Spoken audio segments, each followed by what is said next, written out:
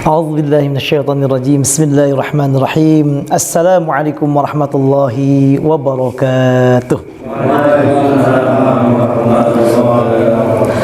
Alhamdulillahirabbil alamin wassalatu wassalamu ala sayyidil mursalin sayyidina wa habibina wa syafi'ina wa maulana Muhammadin sallallahu alaihi wasallam wa ala alihi wa sahbihi wa man tabi'ahu bi ihsanin ila yaumiddin. Subhanaka la ilma lana illa ma 'allamtana innaka antal alimul hakim. Bapak-bapak yang berbahagia, jamaah musalla Mina yang mudah-mudahan kita semua selalu dalam curahan rahmat ampunan dari Allah Subhanahu wa taala. Insyaallah kita akan melanjutkan kajian kita yaitu tentang fikih 4 mazhab. Kita akan membahas sekarang tentang masalah kurban. Yang insyaallah tinggal beberapa minggu lagi kita akan memasuki yaitu bulan di mana disunnatkan di dalamnya adalah kurban.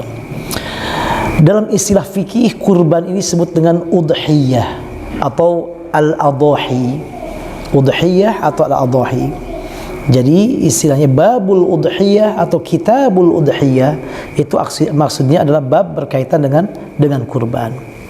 Apa pengertian kurban atau udhiyah secara istilah fikih? Kata para ulama, hiya dzabhu hayawanin makhsusin bi niyyatil qurbah fi waqtin makhsusin, yaitu menyembelih hewan tertentu dengan niat kita untuk mendekatkan diri kepada Allah, niat kurban, niat ibadah karena Allah. Fi waqtin makhsusin, pada waktu tertentu. Makanya kurban ini tidak semua hewan dapat dikurbankan.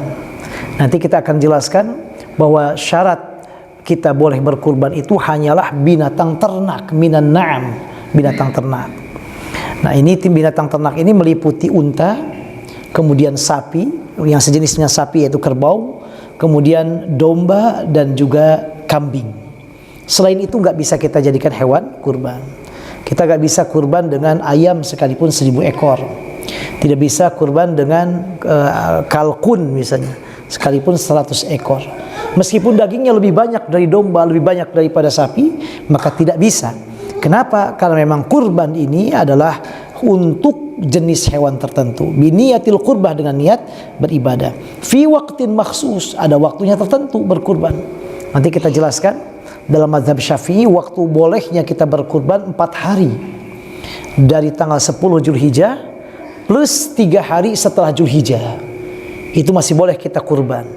Tanggal 11, tanggal 12, tanggal 13 yang disebut dengan hari tasyrik. Nah, itu boleh kita berkurban. Mayoritas para ulama mengatakan hanya 3 hari saja. Hanya mazhab Syafi'i yang mengatakan 4 hari. Mayoritas ulama 3 hari. Hari raya kurban dan 2 hari tasyrik setelahnya. Enggak 3 hari. Namun para ulama sepakat waktu yang paling baik untuk memotong hewan kurban tanggal 10-nya itu. 10 Zulhijjah. Dan paling baik itu sebelum zuhur, qabla zawali syams, sebelum waktu zuhur, itu yang paling baik. Bahkan karena memang dalam Idul Adha ini disunnatkan tidak makan dulu, tidak minum dulu, maka idealnya yang paling bagus begitu selesai sholat kemudian kita langsung memotong hewan kurban. Karena para ulama, kenapa pada Idul Adha sebaiknya tidak makan dan tidak minum dulu?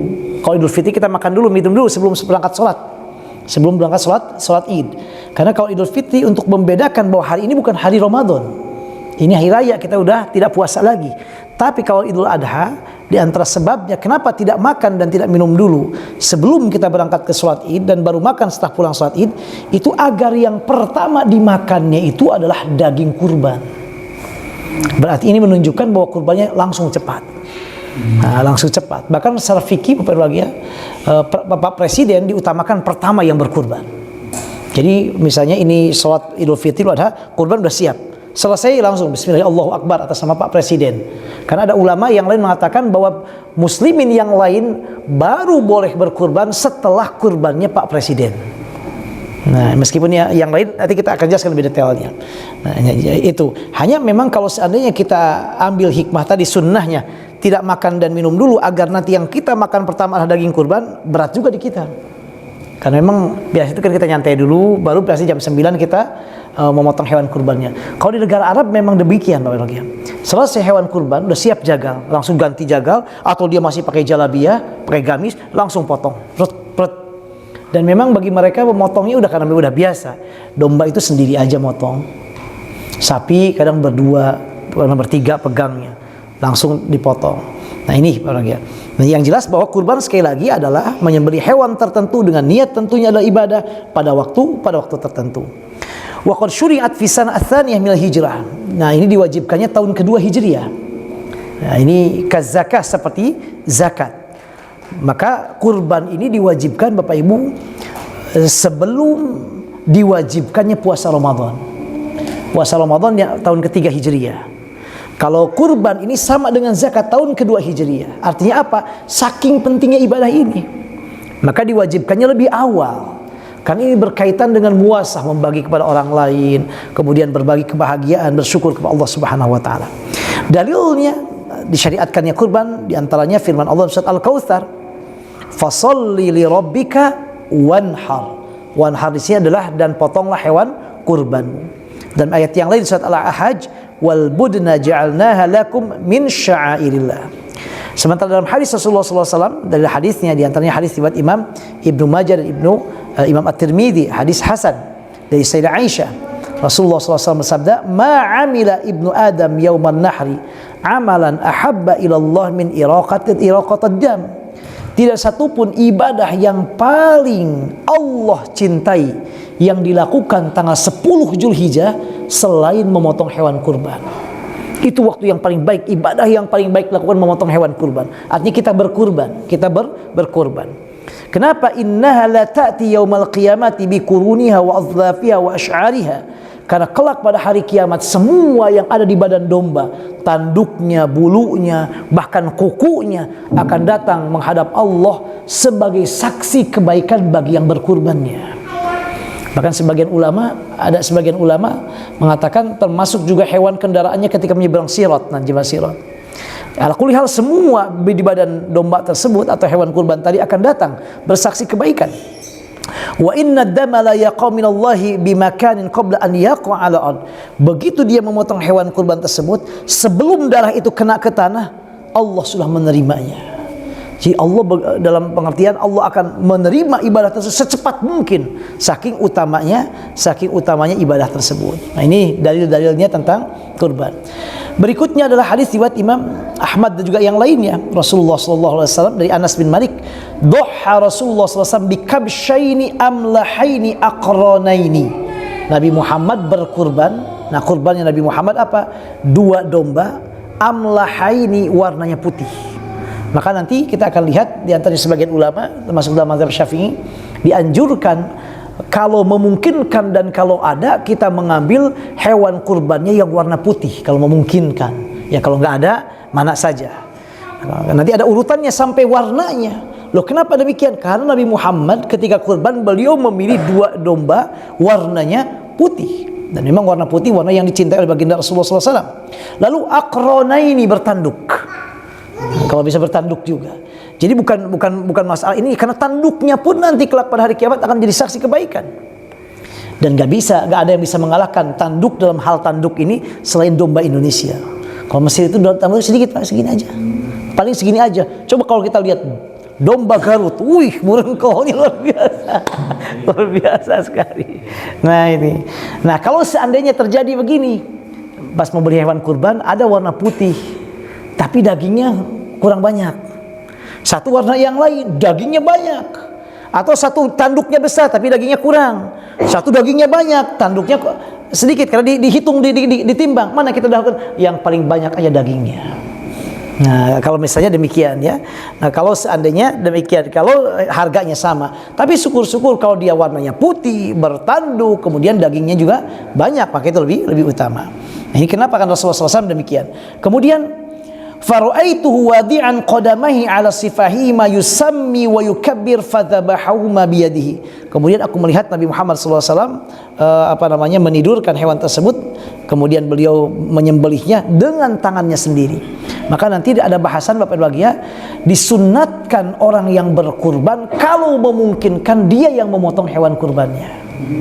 Disunatkan demikian. Jadi bukan jagal, dia yang sendiri yang mengeluarkan. Kenapa Nabi Muhammad SAW melakukan demikian? Fadzabahuma biyadihi. Nabi Muhammad memotong dengan tangan beliau sendiri. Kecuali kalau yang kurbannya perempuan tentunya tidak ngeri juga kalau perempuan memotong kurban. Nah, kalau enggak perempuan sewakilkan aja. Tapi khususnya untuk laki-laki maka usahakan potong kurban. Dan inti dalam memotong hewan kurban, kita ambil pendapat ulama sebagai ulama termasuk dalam mazhab Syafi'i, intinya dua saja ini, dua kerongkongan. Di sini kan ada empat, yang paling bagus 4 putus. Di sini dan di bawah ini kan ada 2. Masuk makanan, nafas. Kemudian di sini nadi. Istilah fikihnya wadajaini. Al-wadajaini, ada urat nadinya. Enggak tahu ini untuk apa ini, untuk urat nadi untuk ini mungkin. Nah, para ulama yang paling bagus kita potong ini 2. Jadi kalau kita luruskan pisau, otomatis potong 2. Meskipun enggak ke kanan ke kiri, udah cukup, selesai wajibnya. Tapi kalau sedikit ini ada nadinya sedikit, kenakan, udah cukup. Nah, kemudian kalau yang paling bagus semuanya dua ini kena, ini juga ini 2 kena. Tapi kalau pisaunya agak panjang, kena juga semuanya otomatis. Nah, dan di paling bagus ini agak naik sedikit nih, biar lebih dekat nadinya, tidak ke bawah. Bismillahirrahmanirrahim. Bismillah, Allahu Akbar. Kita potongkan demikian. Nabi Muhammad yusammi, membaca bismillah, wa yukabbir, kemudian bertakbir, dan kemudian beliau memotongnya. Nah ini, kemudian apa di antara hikmah adanya kurban? Di antara yang paling penting syukur kepada Allah, Bapak Ibu. Kita syukur kepada Allah masih ada umur, masih sehat, masih ngumpul sama keluarga, punya anak, bahkan sekarang misalnya punya kendaraan, kemudian masih bisa orang tua masih ada. Syukrullah ta'ala ala ni'amihil muta'addidah wa ala baqail insani min amin li amin. Juga di samping itu, selain syukur terhadap nikmat yang Allah berikan kepada kita, syukur kepada Allah kita masih diberikan umur sampai tahun ini, setahun. Itu yang paling utamanya. Maka sangat dianjurkan sekali kita memotong hewan kurban. Dan para ulama mengatakan fala yujzi'u fiha daf'ul qimah. Tidak bisa kurban diganti dengan sumbangan atau sedekahan uang. Karena kurbannya adalah syiarnya. Jadi misalnya, saya nggak kurban tapi ngasih uang aja dah. Berapa seharga domba tersebut, seharga kurban tadi saya sedekahkan. Enggak. Yang paling baik apa? Motong kurban, hewan kurban. Nah, kalau seseorang bersedekah dengan uangnya maka bukan dan tidak masuk kurban, masuknya sedekah. Maka utamakan tetap memotong hewan kurbannya. Baik, hukmul udhiyah. Ikhtalafal fuqaha'u fi hukmil udhiyah. Para ulama berbeda pendapat tentang hukum berkurban. Bapak Ibu, saking pentingnya kurban sampai mazhab Hanafi, mazhab Imam Abu Hanifah mengatakan kurban itu hukumnya wajib. Innaha wajibatun marratan fi kulli amin 'alal muqimina min ahli al-amsar. Orang yang yang mampu, dia diwajibkan berkurban 1 tahun 1 kali. Dalam mazhab Hanafi begitu. Maka di Mesir, karena umumnya mazhab Hanafi, hampir tiap rumah berkurban. Tapi di Mesir ini kurbannya gak kayak kita, gak tertib. Tiap orang aja rumah motong gitu aja. Ada yang motong di dalam rumahnya sendiri.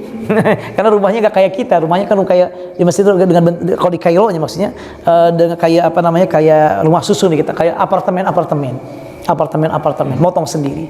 Dan dalam mazhab Abu Hanifah itu inti kurban itu motongnya. Dagingnya boleh dimakan oleh yang kurbannya sendiri semuanya. Dalam mazhab Abu Hanifah. Jadi kalau seandainya saya berkurban, saya gak ngasih kepada fakir miskin, daging saya makan semua dengan keluarga, sah, gak ada masalah. Dalam mazhab Hanafi. Kecuali dalam mazhab Syafi'i dan mazhab Hambali, wajib ada sebagian daging sekalipun sedikit, hanya 1 kilo atau setengah kilo, yang dibagikan kepada fakir miskin. Wajib. Udah, kita dalam masalah ini kita ambil yang ini aja, mazhab Syafi'i dan Hambali untuk jaga-jaga. Maka nanti dalam prakteknya, Bapak-Bapak, kalau seandainya ada 7 ekor domba, kita pisahkan 1 ekor domba untuk yang memenuhi wajib tadi.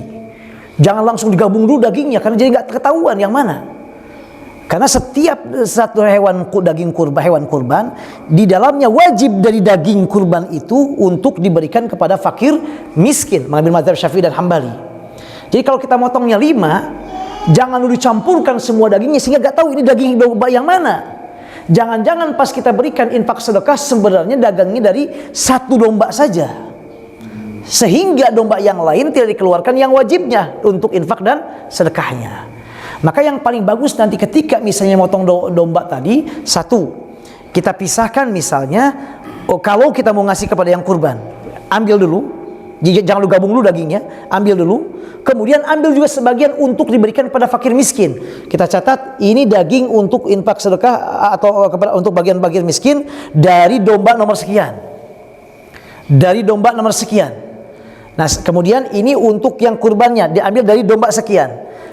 Jangan kita misalnya potong, disisit semuanya, digabungkan sebuah dagingnya, kemudian diambilkan untuk yang kurbannya, untuk infak dan sedekahnya. Karena khawatirnya satu, yang kita berikan untuk fakir miskin tersebut ternyata itu adalah hanya dari satu daging kurban saja, dari satu sapi saja, atau dari satu domba saja. Yang kedua, ketika memberikan kepada yang berkurban, dikhawatirkan yang kita berikan kepada yang kurban bukan daging hewan kurban dia, tapi daging hewan kurban yang lain. Nah, sementara ketika daging disunatkan nanti, orang yang kurban memakan daging kurbannya, daging kurbannya. Nah, jadi oleh karena itu maka ini dua hal. Meskipun tentu yang paling baik adalah diberikan paling banyak kepada fakir miskin yang kita lakukan umumnya. Mungkin yang dalam masalah fakir miskin nggak ada masalah karena umumnya kita sebagian besarnya diberikan kepada sekitar kita. Nah, namun nanti kita akan melihat kurban ini Bapak Ibu tidak hanya untuk fakir miskin. Pembagian dagingnya bisa sepertiga kata para ulama, ya kalau mau dibagi sepertiga ya, sepertiga untuk yang kurban, sepertiga untuk hadiah. Siapa hadiah? Untuk tetangga kita, sekalipun dia kaya, boleh, berhak. Bahkan sebagian ulama mengatakan boleh daging kurban dimakan oleh non-muslim saudara kita, nggak ada masalah. Meskipun ada sebagian ulama lain mengatakan makruh hukumnya, silakan, nggak ada masalah. Nah, yang sepertiga untuk siapa? Untuk fakir miskin. Meskipun tadi dalam mazhab Imam Abu Hanifah tidak diharuskan kurban itu dagingnya diberikan kepada fakir miskin.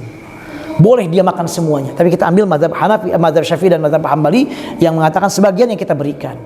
Nah, kalau seandainya ada implikasi kata para ulama, seandainya satu domba ini saya makan semuanya karena nggak tahu, nggak ada yang diberikan kepada fakir miskin, saya sendiri dan keluarga makan semuanya. Kata para ulama, kita harus membeli daging seukuran sekilo menggantikan tadi hak fakir miskin yang kita makan. Gak apa 1 kilo saja, gak ada masalah. 1 kilo aja diberikan pada fakir miskin cukup. Yang wajibnya.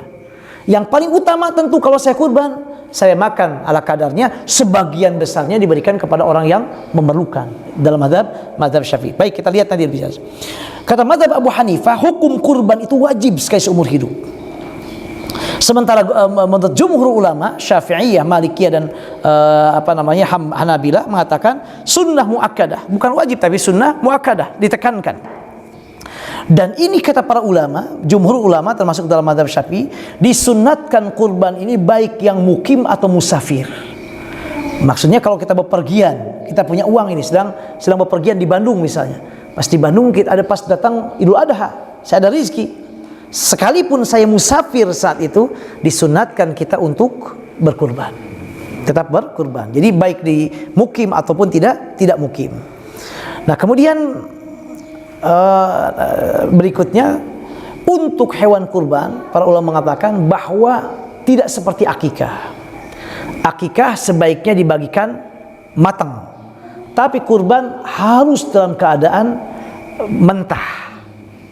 Kenapa demikian? Karena fakir miskin atau orang lain punya hak untuk menikmati daging kurbannya ini.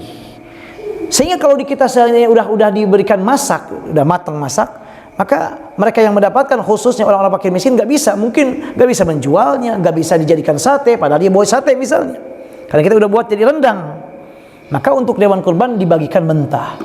Hanya untuk hadiah untuk tetangga boleh dimasak, bahkan dianjurkan dimasak. Misalnya udah kita punya tetangga non muslim, jangan sebaiknya untuk mereka tetangga jangan dibagikan dagingnya, dibagikan masaknya saja, hadiah untuk mereka. Tapi untuk saudara kita yang fakir miskin atau yang lainnya yang memerlukan, maka harus dalam keadaan mentah tadi, karena mereka punya hak untuk memiliki dagingnya, sehingga dagingnya itu tersedia, mungkin mau dijadikan sate, rendang, segala macam, atau bahkan mungkin dia mau menjualnya.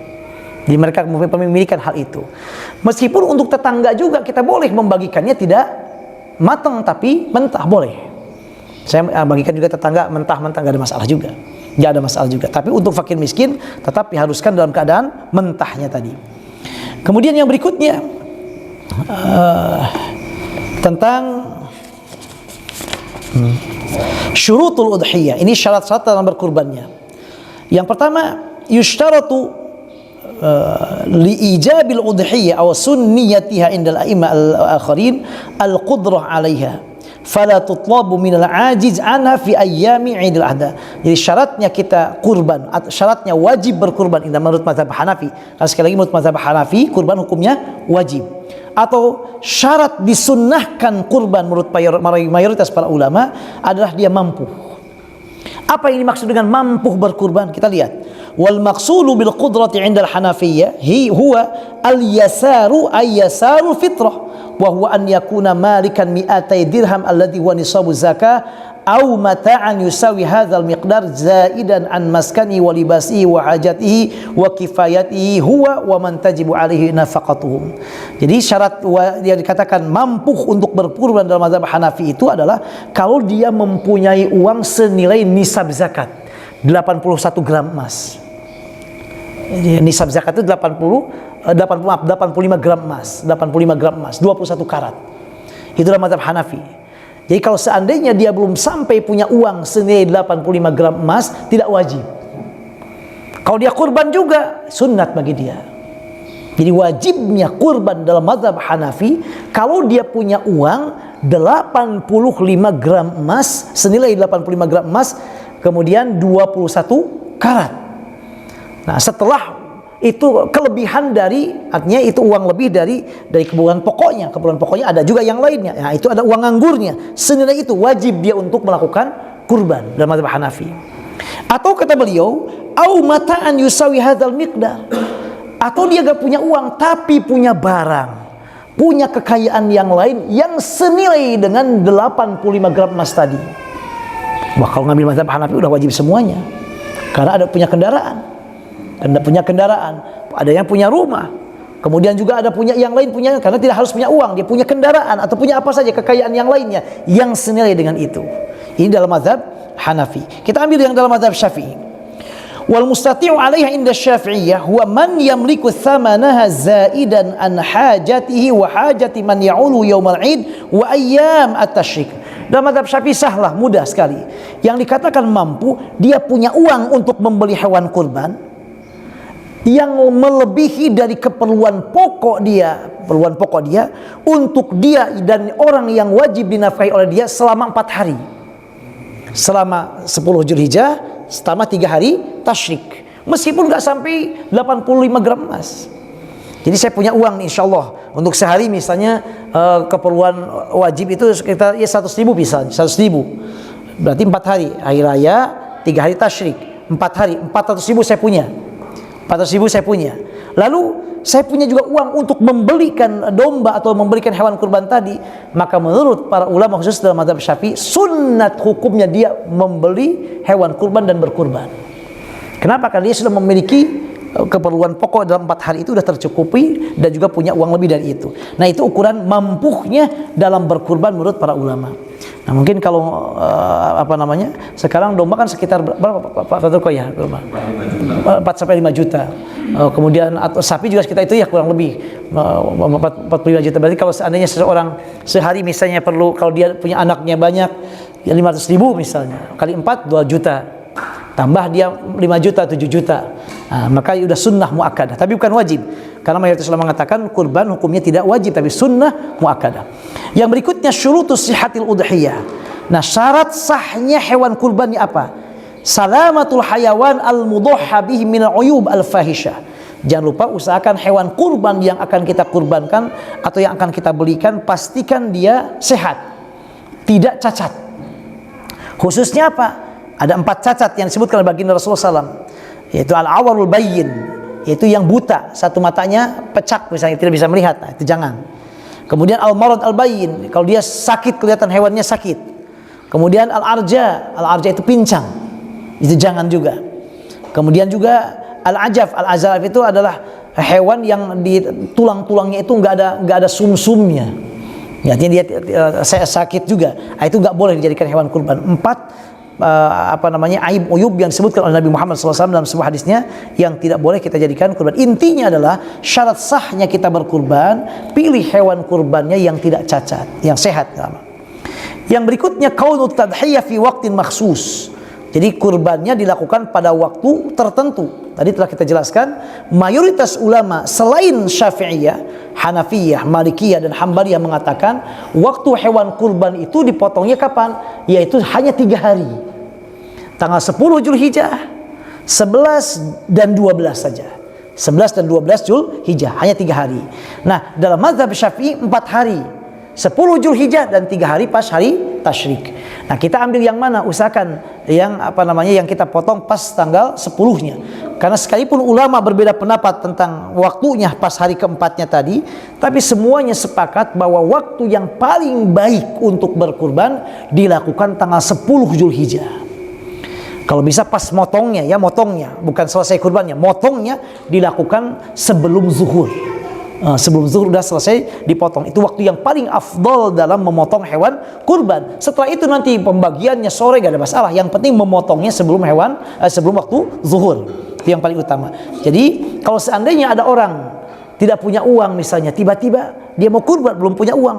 Pas punya uangnya pas tanggal 13 hari tasyrik.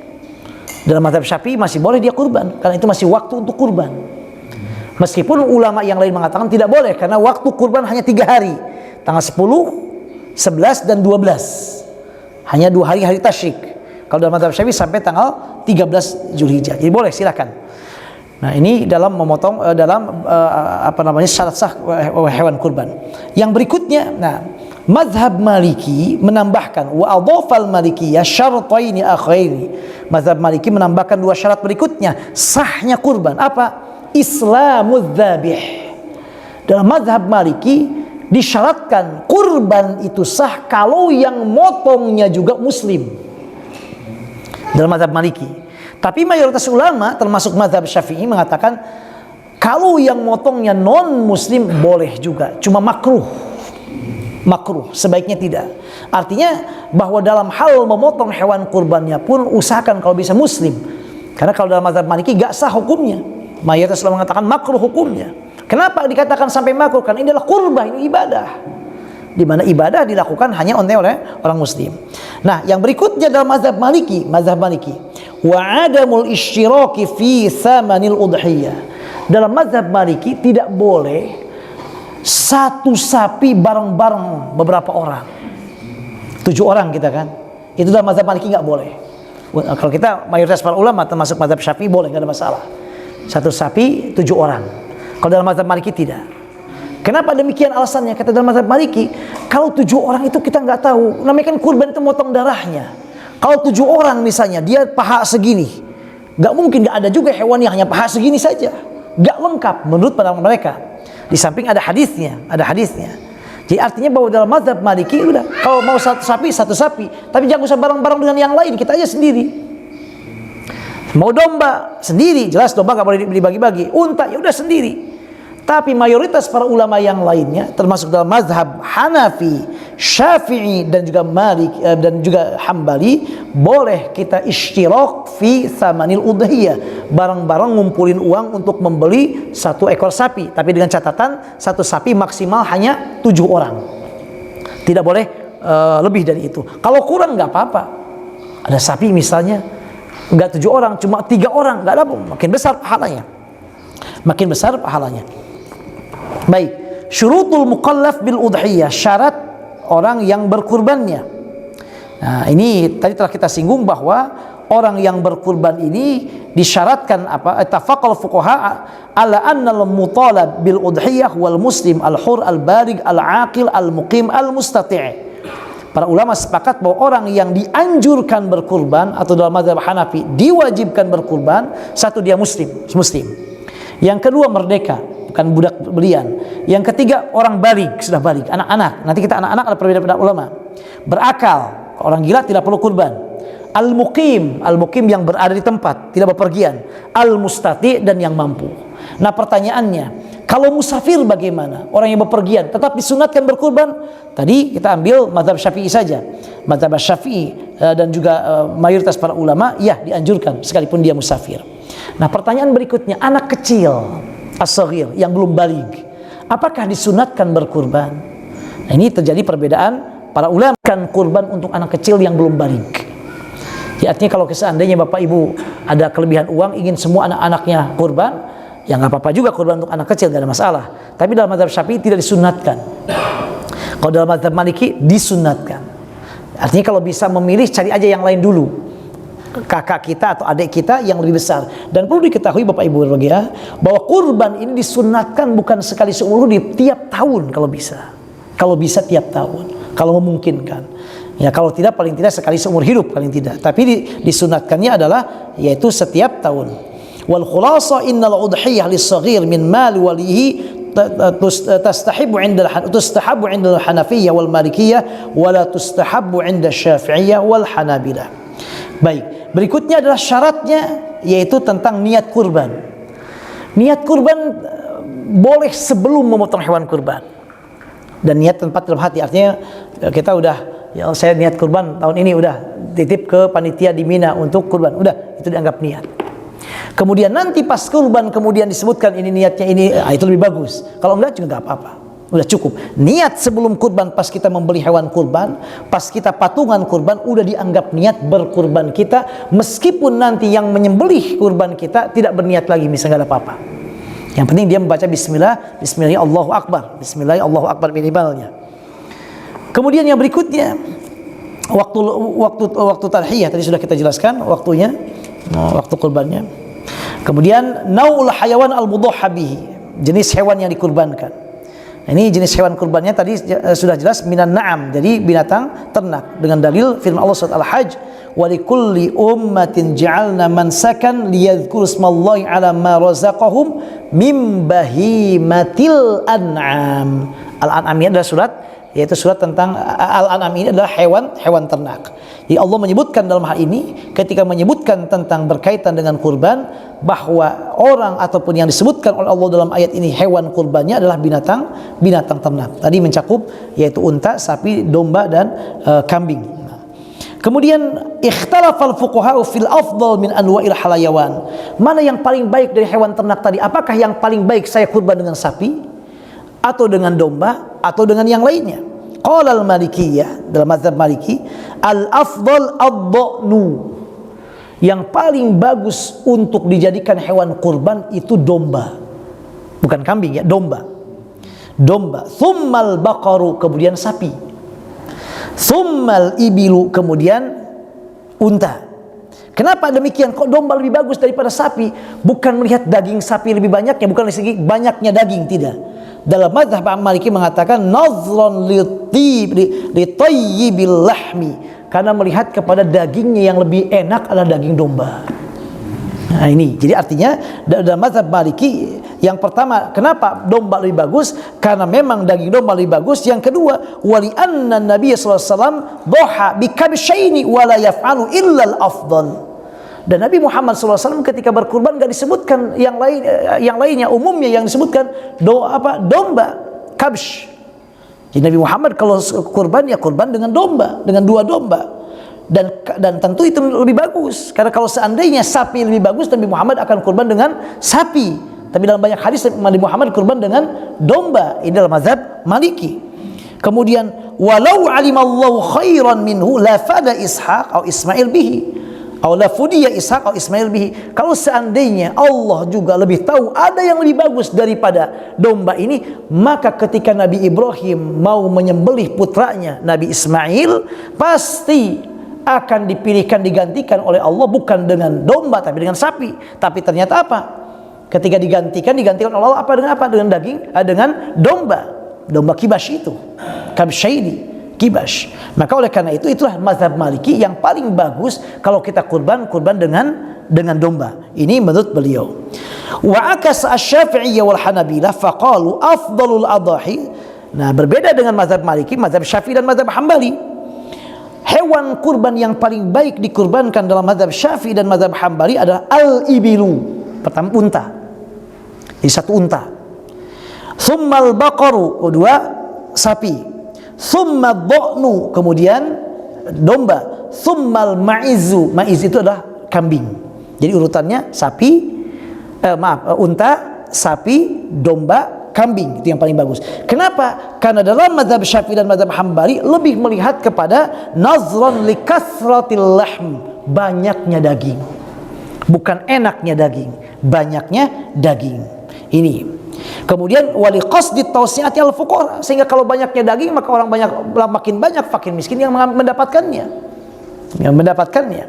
Kemudian wali qaulin Nabi sallallahu alaihi wasallam, ini dikiaskan dengan hadis tentang masalah hari Jumat. Nah, itu dalam mazhab Syafi'i. Kemudian berikutnya mazhab Hanafi, kan mazhab Hanafi gak penting mau domba mau kambing gak, yang penting paling banyak dagingnya, udah. Dalam mazhab Hanafi begitu. To the point, artinya yang paling banyak dagingnya. Kalau seandainya saya kurban dengan satu domba, kemudian saya bergabung ikut dengan sapi 7 orang, nah mana yang paling banyak? Ternyata daging domba lebih banyak, berarti yang paling bagus dengan domba. Termasuk dalam mazhab Syafi'i pun demikian. Dalam mazhab Syafi'i, kalau seandainya dagingnya di sapi, kita ikut dengan sapi lebih banyak, sapi banyak. Kalau seandainya dengan satu domba lebih banyak, maka dengan satu domba. Nah ini. Jadi oleh karena itu, bahkan ini kita ambil yang mazhab Syafi'i dulu. Wa ibaratu Syafi'i wal Hanabilah. Nah, tadi yang paling bagus adalah unta, kemudian sapi, kemudian domba, kemudian kambing.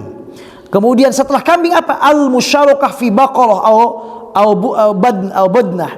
Kemudian kita ikut bareng dalam satu ekor sapi atau satu ekor unta. Jadi tadi itu unta itu sendiri. Saya sendiri kurban satu ekor unta, saya sendiri kurban seekor sapi, saya sendiri kurban seekor domba.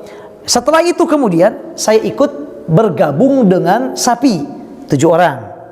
Nah itu urutannya berikutnya. Lalu fasab'u syiyah afdal min ba'ir aw baqarah.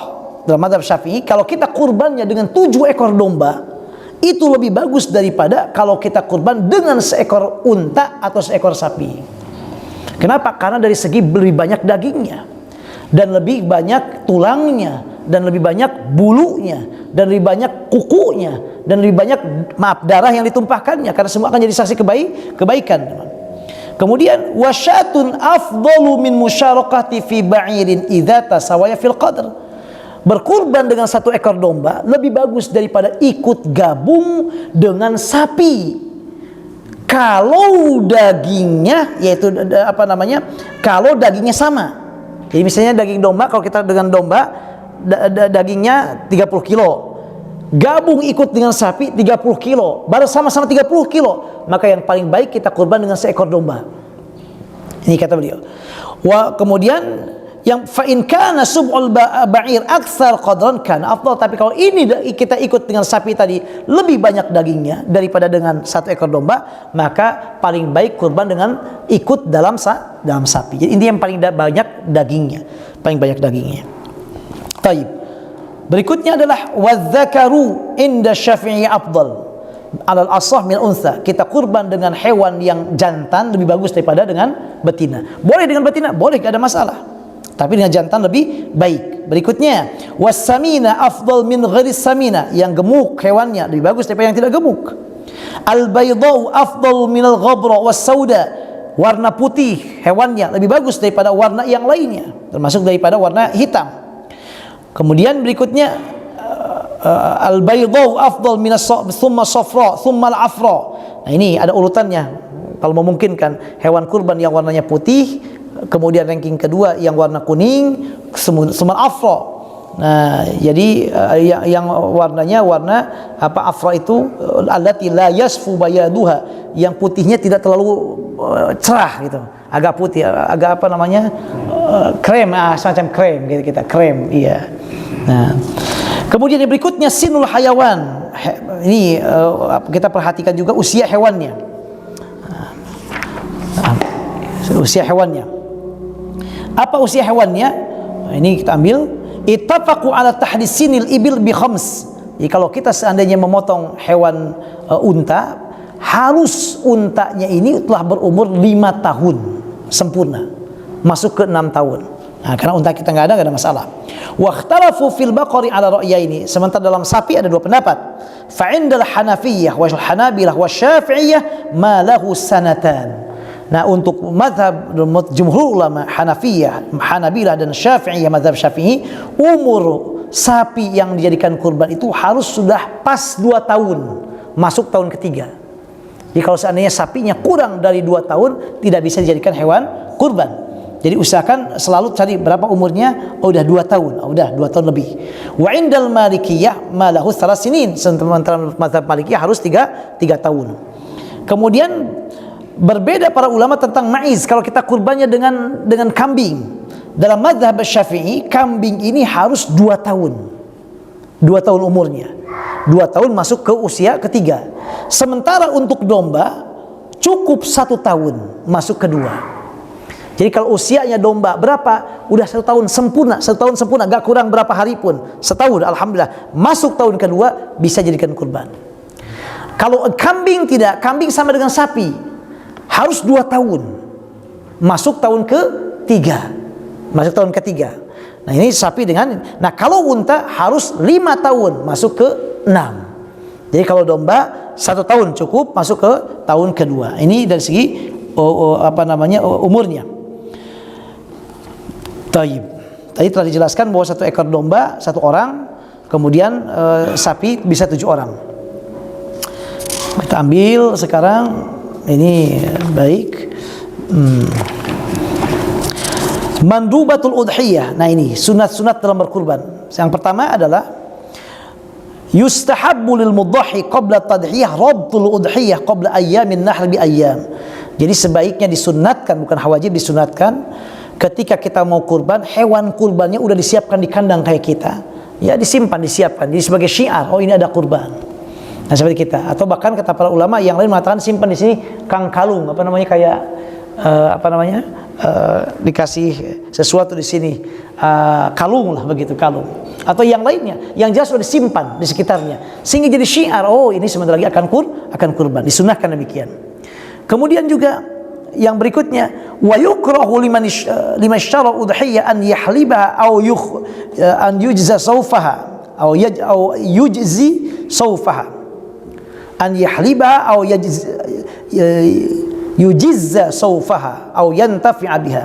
Jadi makruh kalau orang membeli untuk hewan kurban ada air susunya, diperas dulu air susunya, jangan. Atau dia ambil dulu bulunya, manfaat bulunya bagus, kita amalkan, ambil, nggak boleh. Atau dimanfaatkan yang lainnya, ulah pakai dulu, pakai muter-muter dulu kita naik ke kendaraan, jangan, nggak boleh. Ini hewan kurban, jadi jangan dipakai, udah biarkan aja. Sekalipun dia susunya banyak, biarkan saja. Itu makruh hukumnya. Kemudian yang berikutnya adalah disunahkan dalam kurban ini adalah an yudhabbiha bi nafsihi.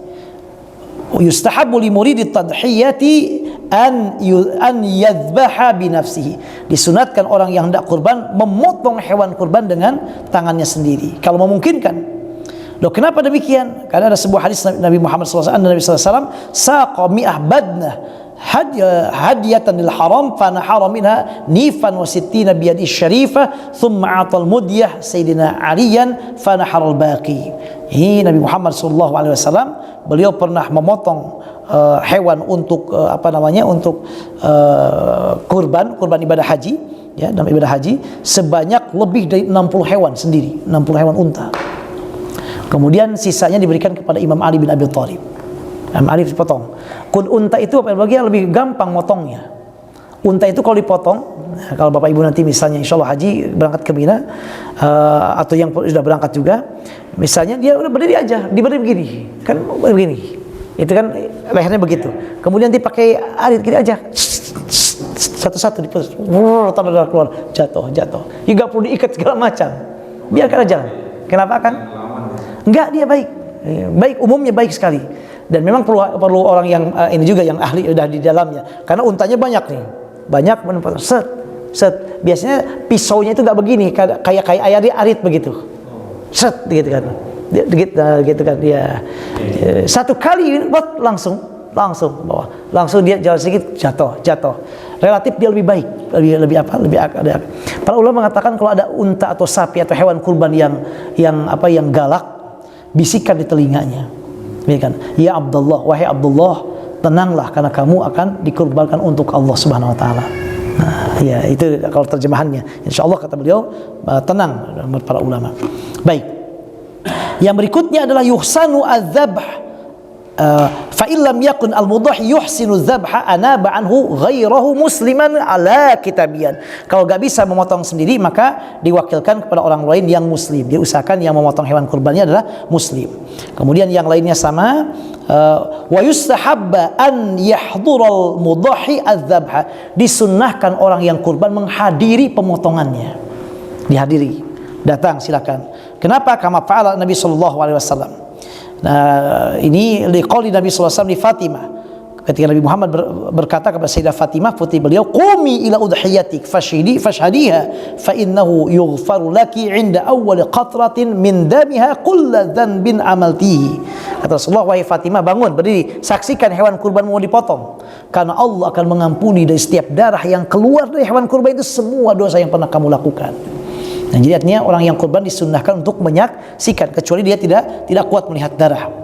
Kemudian wayad'ul mudhi, orang yang kurban disunahkan ketika melihat hewannya dipotong untuk membaca ini, Allahumma hadza minka, Allahumma inna salati wa nusuki wa mahyaya wa mati lillahi rabbil alamin la syarika lahu wa bidzalika umirtu ana minal muslimin. Nah, ini disunahkan baca demikian.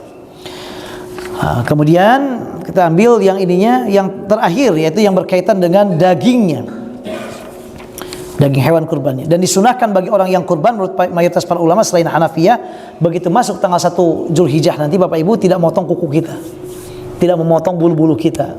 Ini disamakan seperti orang yang ihram menurut jumhur ulama, ya, dengan dalil hadis Rasulullah SAW dalam hal itu.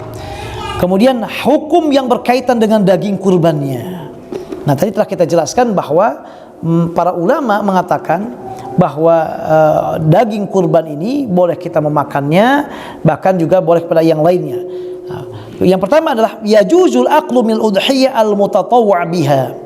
Jumhur ulama Hanafiyah, Malikiyah dan Hanabilah mengatakan boleh kita memakan daging kurban yang sunat, Ammal manzuru awil wajibah bisyira'i 'inda al-Hanafiyah fa yuhramul aqlu minha. Tapi kalau hewan kurbannya adalah hewan kurban yang wajib, enggak boleh kita memakannya. Misalnya begini Bapak Ibu, ada orang bernazar, kalau saya begini saya akan motong hewan kurban. Berarti nazar hukumnya jadi apa? Wajib. Nah, ketika wajib lalu motong hewan kurban, maka enggak boleh dia memakan sedikit pun dari daging itu, harus diberikan kepada fakir miskin. Kalau hewannya, hukum kurbannya kurban wajib. Tapi karena kita kurban ini adalah kurban sunat, maka orang yang kurbannya bukan hanya dibolehkan, tapi disunnahkan untuk memakan hewan kurban. Nah, kemudian di sini, walau akal al-qull bi nafsi aw idkhala li nafsi fawqa 3 ayyam jaza ma'al qara'ah inda al-Hanafiyyah wal Malikiyah. Nah, tadi telah kita jelaskan bahwa daging hewan kurban menurut mazhab Maliki dan mazhab Hanafi boleh yang kurban memakan semua dagingnya, seluruh dagingnya, tapi makruh, tapi sah, makruh, hanya makruh. Wajaza aqlul aktsar 'inda al-Hanabilah fa in akala al-kull dhamin aqall ma yutlaqu 'ala ismul lahmil kal uqiyah. Nah, sementara menurut mazhab yang lainnya, mazhab Syafi'i dan mazhab Hambali, tidak boleh kita memakan semuanya, harus ada sebagian daging yang diberikan kepada fakir miskin, harus, hukumnya wajib.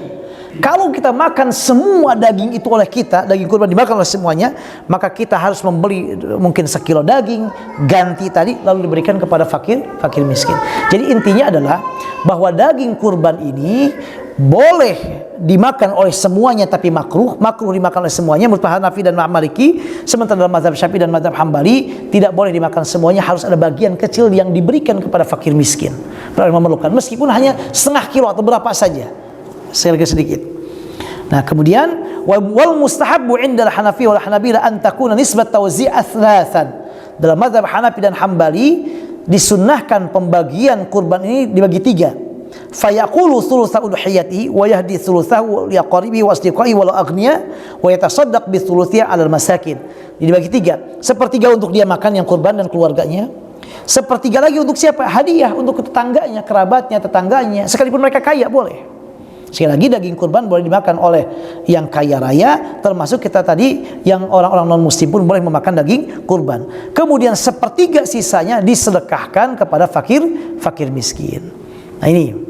Sementara dalam mazhab Syafi'i, yang paling bagus itu adalah sebagian besar daging kurban diberikan kepada fakir miskin. Yang paling bagus. Dia disudahkan makan, tapi makan ala kadarnya. Yang paling banyak kepada fakir miskin. Itu dalam mazhab Syafi'i. Nah, ya artinya dari sini bahwa kalau kita yang kurban kemudian makan tidak ada masalah. Kenapa demikian? Karena Nabi Muhammad SAW ketika beliau kurban, beliau makan juga apa? Hatinya. Beliau suka hati beliau. Al-qalbnya, hati hewan tersebut beliau makan. Nah, dalam mazhab Syafi'i mengatakan Nabi Muhammad mengambil hatinya aja, sedikit aja. Sedikit aja. Tabarukan bil udhiyah. Ya, bentuk tabaruk dengan udhiyah karena bentuk dari ibadah. Nah, jangan juga wa yuhramu bai'u jildil udhiyah wa syahmiha wa lahmiha wa atrafiha wa ra'siha wa sufiha wa sya'riha wa wibriha wa labaniha alladhi yahlibu minha ba'da dhabiha. Diharamkan, tidak boleh kita menjual sebagian dari apapun hewan kurban tadi, kulitnya, bulunya, semua nggak boleh dijual. Jadi misalnya kepalanya dijual nggak boleh, termasuk nggak boleh dijadikan upah untuk yang motong.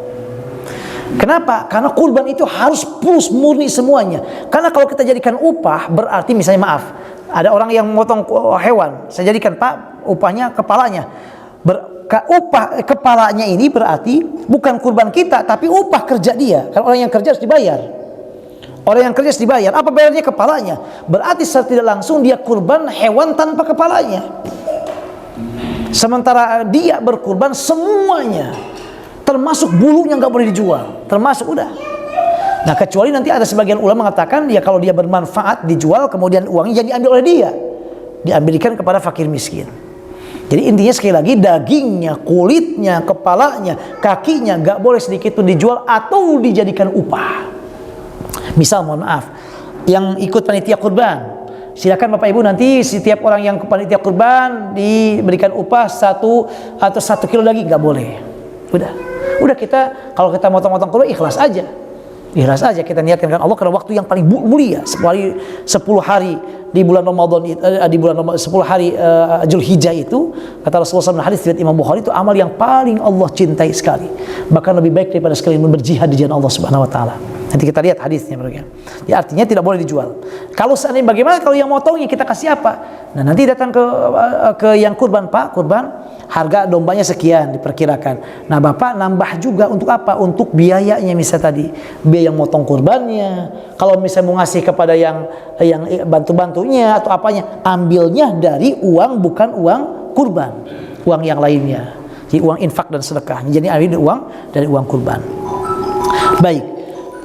Nah, kenapa ada hadis Nabi Muhammad SAW mengatakan man ba'a jilda udhiyati fala udhiyata lahu. Siapa yang menjual kulit dari hewan kurbannya, maka tidak sah udhiyahnya. Fala udhiyata lahu, tidak ada udhiyah bagi dirinya. Kemudian yang berikutnya, walil mudhahi an yantafi'a bi jildil udhiyah listi'mali fil bait. Nah, orang yang berkurban boleh mengambil kulitnya, silakan ambil. Tapi bukan dijual, untuk dimanfaatkan. Dijadikan sajadah, silakan, tapi enggak dijual. Nah, kalau seandainya kulitnya, bagaimana kalau begini? Ada yang motong kurban, kita kasih upah. Kemudian kita kasih juga dia kepalanya, boleh. Tapi kepalanya ini bukan sebagai upah dia, tapi sebagai apa? Sebagai pemberian dari kita untuk yang bersangkutan. Dalam masalah kau ngasih, tapi jangan dijadikan sebagai upah. Di apapun upah, ngambil dari daging kurban nggak boleh. Jadi kalau misalnya ambil dari yang lainnya, termasuk misalnya ya kalau di kampung kan suka ada yang ngaritnya atau makannya selama beberapa hari. Udah, jangan diambil dari uang itu, ambil dari uang yang lain. Pak, ada biaya tambahan lainnya, udah sekian, kita sampaikan kepada yang bersangkutan. Nah ini apa namanya tadi berikutnya. Nah berikutnya ini, amma naqluha ila baladin akhar. Nah sekarang di mana kita berkurban? Ini ada bahasan Bapak Ibu lagi ya, seperti zakat. Kalau kita tinggal di Sawangan, kurbannya pindahkan ke Ciamis kayak saya misalnya. Ini bagaimana hukumnya? Faqala al-Hanafiyah yukrahu naqluha kaz-zakati min baladin ila baladin illa an yanqulaha ila qarabatihi aw ila qaumin hum ahwaju ilayhi min ahli baladihi. Dalam mazhab Hanafi, bahwa makruh hukumnya orang memindahkan kurbannya dari tempat dia berada ke tempat jauh, kecuali kalau di tempat jauh itu ada keluarga kerabatnya atau ada orang yang lebih memerlukan daging itu. Nah, itu boleh. Jadi intinya kalau kurban itu usahakan kita di tempat kita berada. Kecuali kalau dalam mazhab Hanafi boleh kita dipindahkan ke sana ke jauh kalau di sana ada keluarga kita punya keluarga misalnya. Atau bukan keluarga kita, ada orang yang lebih memerlukan dari kurban tersebut, gak ada masalah. Kena bencana atau kayak di Palestina misalnya, gak ada masalah karena lebih memerlukan. Nah, tapi intinya kita berkurban di tempat kita berada. Wa qala al-Malikiyah la yajuzu naqluha ila masafati qasrin aw fa aktsar illa an yakuna ahla dzalika al-maut ashadd haja. Nah, ini kata dalam mazhab Hanafi sama, nggak boleh juga dipindahkan apa, yaitu harta kita, udhiyah kita ke tempat yang lain yang lebih dari jarak qasar salat. Jarak qasar salat itu adalah 82 km. Jadi kalau seandainya saya pindahkan, misalnya kita kurban di sini nih, kita dagingnya kita oper kemana, pembagian dagingnya atau kita motong hewan kurbannya di Parung masih boleh karena nggak sampai 82 km. Kemudian ke Bojongsari ini Pancoran Mas, nah itu masih boleh. Jadi intinya jangan sampai lebih pembagian dagingnya atau motong dagingnya berapa? 82 km masafah qasr, dua marhalah. Nah, ini bagian. Wa qala al-Hanabilah wa Syafi'iyah kal Malikiyah yajuzu naqluha li aqall min masafatil qasr min al-balad alladhi fihi al-mal wa yuhramu naqluha kazaka ila masafatil qasr wa tujzihu. Nah, terima kasih Pak Barakallahu. Nah, jadi sementara dalam dalam mazhab Hambali dan mazhab Syafi'i dan mazhab Hambali bahwa boleh kita pindahkan atau kita bagikan daging ini kurbannya atau motong hewan kurbannya di tempat yang lain, tapi jangan lebih dari jarak qasar salat 82 km, jangan lebih. Nah, kalau 40, 50, 70 nggak ada masalah. Jadi intinya usahakan kita kurban di tempat kita berada, itu yang paling bagus. Nah, bahkan wa yuhramu naqluha ila masafatil qasr, diharamkan tuh dalam mazhab Syafi'i begitu, haram, nggak boleh sama sekali. Kalau kita kurbannya lebih dari masafah qasar, meskipun di sana ada keluarga kita, mazhab Syafi'i begitu. Tapi kita ambil mazhab Hanafi aja, nggak ada masalah. Kalau bapak ibu misalnya di kampung yang memerlukan, udah kita kurbannya di kampung karena untuk keluarga kita atau di sana lebih memerlukan, nggak ada masalah. Jadi mazhab Syafi'i nggak boleh, harus di mana kita berada. Kalau mau dipindahkan jangan lebih dari masafah qasar 82 km. Nah, ini lagi ya. Ini sekilas lagi barangkali secara ringkasnya. Nah, termasuk al-udhiyah anil ghair terakhir ini, kurban untuk orang lain, misalnya untuk ibu kita udah meninggal dunia atau yang lainnya. Nah, dalam mazhab Syafi'i la yudhi anil ghairi bi ghairi idnihi wala an mayyitin illam yusi biha liqauli ta'ala wa laysa lil insani illa ma sa'a fa in awsa biha jaza wa bi isa'i taqawlahu wa yajibu at-tasadduq bi jami'iha 'ala al-fuqara wa laysa li mudahiha wa la li ghairi min al-aghniya al-aklu minha li ta'azzur idznil mayyit fil akl. Nah, dalam mazhab Syafi'i Bapak lagi ya, kita kalau mau kurban untuk orang lain harus izin dulu. Misalnya begini, kita punya adik atau punya ibu di kampung. Saya mau kurban untuk ibu saya. Ibu kita atau punya kakak kita atau adik saya punya adik, saya kurban untuk adik saya. Maka kita tidak boleh kurban untuk adik saya kecuali telepon dulu, "Dek, saya mau kurban untuk kamu, izin nggak? Diizinkan nggak?" "Oh iya, diizinkan." Harus begitu, harus izin dari dia. Kenapa? Karena itu adalah ibadah, dan ibadah perlu niat, dan niat itu bagian dari izinnya itu. Jadi artinya bahwa ketika kita ingin kurban untuk orang lain yang masih hidup, maka jangan lupa minta izin terlebih dahulu dalam mazhab Syafi'i. Dalam mazhab Syafi'i gak ada kurban untuk mayit kalau dalam mazhab Syafi'i, kecuali kalau mayat itu sebelum meninggal dunia berwasiat. Kalau saya meninggal dunia nanti, saya berwasiat tolong kurbankan saya. Tolong kurban, maksudnya tolong bukan kurbankan, berkurban untuk saya, tolong berkurban saya. Baik. Hanya implikasi hukumnya karena dia masuk wasiat, maka uangnya diambil dari warisan dia dan jangan lebih sepertiga. Karena wasiat nggak boleh lebih sepertiga. Artinya kalau dia dari uang harta warisan beliau misalnya 100 juta, ambil sepertiganya berapa? Oh, masih bisa sepertiga untuk membeli domba, laksanakan. Tapi ternyata dari warisan yang ditinggalkan sepertiganya gak sampai untuk harga domba, gak usah. Jadi berwasiat ini bukan berarti dari uang anaknya, uangnya dari uang beliau, dari warisan itu diambil sepertiganya. Kalau beliau kemudian berwasiat, kemudian meninggal dunia, nggak punya uang, nggak perlu anak-anaknya kemudian ini, kecuali kalau kebaikan. Hanya dalam mazhab Syafi'i tidak ada namanya kurban untuk yang sudah meninggal dunia. Nah, karena dia sudah meninggal dunia, kecuali kalau dia berwasiat. Tadi implikasi tadi. Nah, kalau dia berwasiat untuk kurban, lalu warisannya sepertiga dari wasiatnya bisa membeli hewan kurban, lalu dipotong kurban, dalam mazhab Syafi'i semua dagingnya harus untuk fakir miskin. Tahu mengizinkan enggak kalau kita makan? Enggak ada izin dari beliau, udah meninggal dunia. Karena harus izin tadi. Nah, ini dalam hal ini mazhab Syafi'i agak berat ini. Kan ini babnya bab untuk kemudahan yang lainnya, ambil mazhab yang lainnya, yaitu diantaranya dalam mazhab Hanafi, ya, wa qala al-Hanafiyyah wal Hanabilah tuzbahul udhiyah an mayyitin wa yaf'alu biha ka'an hayyin min at-tasadduq wal aql wal ajli al-mayyit. Nah, adapun dalam mazhab Hanafi dan mazhab Hambali, kalau ada orang yang mau kurban untuk orang yang dia cintai yang sudah meninggal dunia, boleh. Ambil aja yang ini, Bapak Ibu. Ini yang kita ambil aja yang ini. Kenapa? Karena memang untuk kebaikan. Enggak perlu mazhab Syafi'i enggak boleh, enggak. Ambil aja. Bapak, saya mau kurban untuk siapa? Untuk ibu saya yang sudah meninggal dunia, enggak apa-apa. Ngambil mazhab Hanafi dan Hambali, karena masalah, karena ini adalah bentuk bagian luar biasa. Nah, implikasi hukumnya apa? Untuk mazhab Hanafi dan Hambali, siapapun sekalipun orang kaya boleh memakannya, seperti hukum kurban daging kurban yang lainnya. Termasuk anaknya bisa makan, keluarganya bisa makan, silakan. Sawabnya atau pahalanya untuk siapa? Untuk mayat. Dan kurban itu dihitung untuk mayat. Udah pas memberikannya untuk siapa? Atau misalnya ngisi list di di list kurban. Saya untuk kurban saya niat untuk kurban untuk ibu saya yang sudah meninggal dunia. Udah, itu dianggap niat, sudah cukup. Nah, kalau seandainya misalnya mau dikuatkan lagi datang ngasihkan uang, kita kan ngasihkan uangnya nggak datang juga, transfer zaman sekarang nggak ada. Mau kemudian ada ijab kabul nggak ada masalah. Tapi itu udah maksud niat. Pas dipotong kurbannya tadi paling disebutkan ini kurbannya ini. Bapak kalau bisa hadir, nggak hadir pun nggak apa-apa. Niat udah cukup. Niat cukup, udah cukup. Jadi dalam mazhab Hanafi dan mazhab Hambali boleh kita berkurban yang kita niatkan kurbannya itu untuk orang yang sudah meninggal dunia.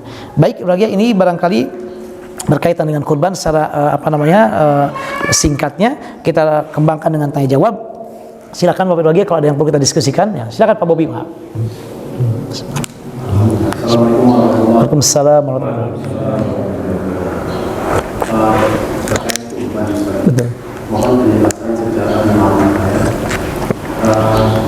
Kan kalau melihat kisah kurban itu kan kisah Nabi Ibrahim. Betul. Jadi dari Nabi Ibrahim, punya anak, dan lama begitu punya anak, punya anak kemudian sampai akhirnya jadi menjalankan ibadah setiap tahun. Betul. Bagaimana penjelasan ulama terkait ibadah ini? Betul. Memaknai kehidupan kita saat dalam beriman kepada Allah. Betul. Betul. Barakallahu fiik wa jazakumullah khairan katsiran. Terima kasih. Kisah tentang kurbannya Nabi Ibrahim dengan Nabi Ismail ini Allah sebutkan dalam surat As-Saffat. Dalam banyak ayat disebutkan. Ini kalau kita lihat dalam ayat tersebut, subhanallah, Allah menguji Nabi Ibrahim luar biasa. Satu, Nabi Ibrahim alaihissalam, ya namanya laki-laki, kita apalagi beliau seorang nabi, ingin juga punya anak. Beliau berdoa diawali dalam surat As-Saffat, Rabbi habli minas salihin. Ya Allah, karuniakan aku putra anak yang soleh. Doa. Dan ini kata para ulama, bolehnya kita berdoa kepada Allah meminta jenis kelamin tertentu untuk anak, boleh, tidak ada masalah. Ya Allah, saya udah punya putra laki-laki semua ini, ya Allah berikan saya anak perempuan, nggak ada masalah. Hanya nanti ketika Allah berikan apapun yang Allah berikan, ya kita terima. Yang kedua, setelah itu Nabi Ibrahim sudah sepuh saat itu, sudah tua. Dalam surah Hud, Allah datang mengabari kepada Nabi Ibrahim.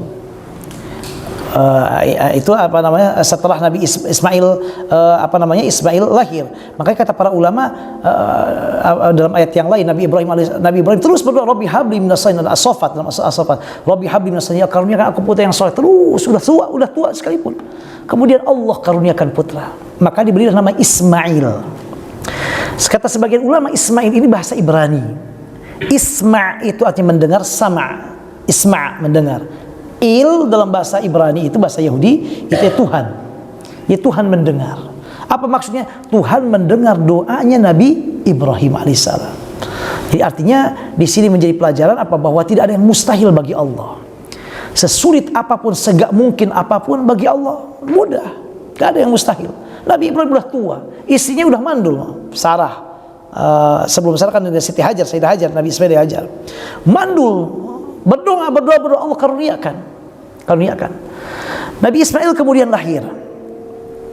Setelah Nabi Ismail lahir, Allah Subhanahu ketika usia sedang lucu-lucunya, ada yang mengatakan 7 tahun, 8 tahun, 9 tahun. Itu kan untuk dapat anak itu luar biasa, pekerjaan keras. Kemudian apa? Allah perintahkan apa? Untuk menyembelihnya. Kata Nabi Ibrahim, inni ra'aitu fil manami anni azbahuka fanzur madza tara. Hai anakku, aku mimpi beberapa kali dari Allah. Apa? Aku diperintahkan menyembelihmu, wahai anakku. Menyembelih Nabi Ismail alaihissalam. Dan mimpinya para nabi adalah wahyu. Beda dengan kita, jangan, nggak boleh. Mimpi menyembelih tetangga, jangan, nggak boleh. Bukan wahyu dari kita, itu dari setan. Baik. Kemudian setelah itu apa? Bagaimana? Fanzur madza tara. Anaknya mengatakan, ya udah, ya abati fa'al ma tu'mar satajiduni insyaallah minas sabirin. Lakukan aja. Insyaallah saya akan orang yang sabar, yang sabar menerima itu. Nah, di sini pelajaran betapa luar biasa. Selama hidup itu ujian selalu ada. Mulai dari awal belum punya anak, begitu anak sudah lahir lucu-lucunya diperintahkan oleh Allah, nggak tanggung-tanggung, berat sekali disembelih. Kemudian setelah disembelih apa? Nabi Ibrahim laksanakan saja, sedang lucu-lucunya anak satu-satunya saat itu belum lahir. Karena Nabi Ibrahim punya putra Ishak dari Sarah, ini kan dari Ismail dari Hajar. Itu kata para ulama jaraknya 13 tahun. Ismail lebih tua daripada Ishak. Memang pada para ahli tafsir, siapa yang disembelih? Ada yang mengatakan Nabi Ishak, ada yang mengatakan Nabi Ismail. Tapi para ulama mengatakan, mayoritas mengatakan Nabi Ismail alaihissalam, dzabih yang disembelih. Nah, ketika Nabi Ibrahim melaksanakan perintah Allah, seberat apapun ujian, Allah gak mungkin memberikan kepada kita sesuatu yang di luar kemampuan kita. Allah itu baik banget. Allah lebih baik daripada baiknya ibu kita kepada kita. Asal yakin, berusaha bekerja, kemudian mendekatkan diri kepada Allah SWT. Begitu mau melaksanakan perintah Allah tadi, dengan izin Allah, gak mungkin ayah menyembelih anaknya dengan izin. Tapi Nabi Ibrahim melaksanakan semua. Pokoknya alhamdulillah, sami'an wa ta'atan, sami'na wa ta'ana. Begitu mau disembelih, kemudian lahirlah, digantikanlah oleh Allah apa? Dengan domba kibash tadi. Maka kata para ulama, itu diantara hewan dalam agama Islam yang tidak ada proses bayinya langsung besar. Itu kibash Nabi Ibrahim itu. Termasuk nakohnya Nabi Soleh. Kalau yang lain kan anak dulu, dilahirkan dulu, bayi dulu, nggak ada ini, langsung besar menjadikannya kibas. Jadi syariatkan. Artinya pelajaran bagi kita bahwa ujian itu pasti ada, tapi tidak ada satupun ujian kalau kita hadapi dengan kesabaran, dekat dengan diri Allah SWT, pasti Allah memberikan jalan keluar kepada kita. Yang kedua, keteguhan keluarga, bahwa memiliki anak yang soleh, keluarga yang soleh itu nikmat yang sangat luar biasa. Nah, itu diantara pelajaran penting dari kisah tersebut. Wallahu a'lam bishawab. Silakan lagi yang lain. Silakan Kang Mon. Pak Ustadz, tadi kan disebutkan hewan-hewan yang untuk dikorban. Betul. Sapi, unta, kambing, dan domba. Betul. Kalau ada di luar itu contoh kerbau, karena teman saya. Betul. Dengan kerbau, mohon, aywa. Boleh. Betul. Haram atau?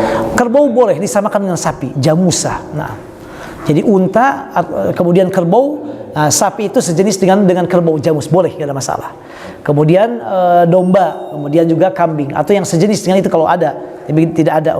Jadi kalau kerbau nggak ada masalah, disamakan dengan jamus, dengan sapi. Hanya umurnya tadi sudah 2 tahun, 2 tahun masuk ke 3, disamakan dengan sapi. Mohon. Sami-sami. Silakan Pak Bon. Waalaikumsalam warahmatullahi wabarakatuh. Waalaikumsalam. Terima kasih Pak Ustadz atas pencerahannya. Yang saya tanyakan tadi kita sudah membedah kurban ya. Betul. Cara kurban dengan berbagai masalah saya. Betul. Ini saya tanyakan tadi itu Ustaz, mungkin saya yang kurang maksimal mengerti ya. Masalah ini kan kita udah kurban ya Ustaz ya. Betul. Kurban itu kan semuanya itu tidak bisa dijualbelikan. Dan semuanya itu harus kalau seandainya ini kan dibagikan atau buat kita gitu.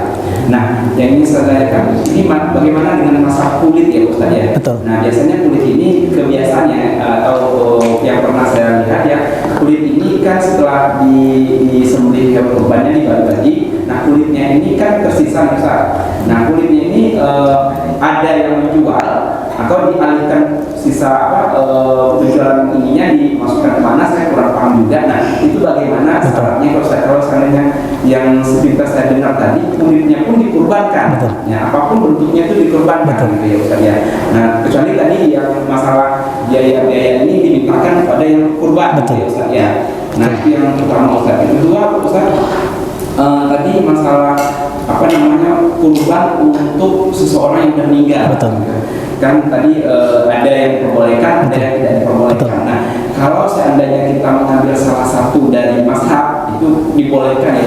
Nah, yang ingin saya tanyakan, kalau seandainya yang almarhum ini berada di kampung halaman, nah apakah sebaiknya kita berkorban di kampung halaman almarhum itu tersendiri atau di mana anak itu berada? Itu Ustaz. Nah, mohon pencerahannya Pak Ustaz. Waalaikumsalam warahmatullahi wabarakatuh. Barakallahu fiik. Subhanallah, luar biasa. Terima kasih pertanyaannya Pak. Jazakumullah khairan katsiran. Pertama tentang kulitnya, Pak. Itu tidak boleh kalau yang kurban menjualnya. Tapi kalau yang kurban sudah memberikan ke orang lain, lalu orang lain menjualnya, nggak ada masalah. Misalnya begini, biasanya kulit-kulit ini kalau di Mesir diambil oleh Jam'iyah Syariah. Jam'iyah Syariah itu kayak lembaga zakatnya untuk memberikan fakir miskin, diberikan kepada dia. Nanti oleh Jam'iyah Syariah dijual, uangnya untuk fakir miskin, itu nggak apa-apa. Kenapa? Karena kulit itu sekarang udah dikasihkan ke Jam'iyah Syariah. Ketika sudah dikasihkan, terserah yang diberi tadi mau dijual, mau dimakan, silahkan, tidak masalah. Nah, tapi yang kurbannya tidak boleh menjual kulit itu oleh dianya, tidak diperbolehkan. Maka dia imma memberikan ke orang lain, atau mungkin memasaknya, atau mungkin kulitnya dipakai untuk sajadah, untuk keperluan di rumah, sehingga tidak ada masalah. Tapi yang kurban tidak boleh menjual kulitnya kepada orang lain atau menjadikan kulit sebagai upah untuk membayar orang yang memotongnya, misalnya, nggak boleh. Nah, tapi kalau sudah dikasihkan ke orang lain, lalu orang lain tadi menjualnya, nggak ada apa-apa, nggak ada masalah, nggak ada masalah. Jadi kalau misalnya kita berikan kepada seseorang, oleh dia dijual, nggak apa-apa, karena udah milik dia, hak dia, terserah mau diapapan juga, terserah dianya. Nah, yang kedua, pertanyaan bagus sekali. Untuk masalah kurban untuk orang yang sudah meninggal dunia. Tapi tadi dalam mazhab Hanafi dan mazhab Hambali boleh, yaitu kita kurban untuk yang sudah meninggal dunia dan pahalanya untuk mayat. Dalam mazhab Syafi'i boleh kalau dia berwasiat, kalau enggak boleh.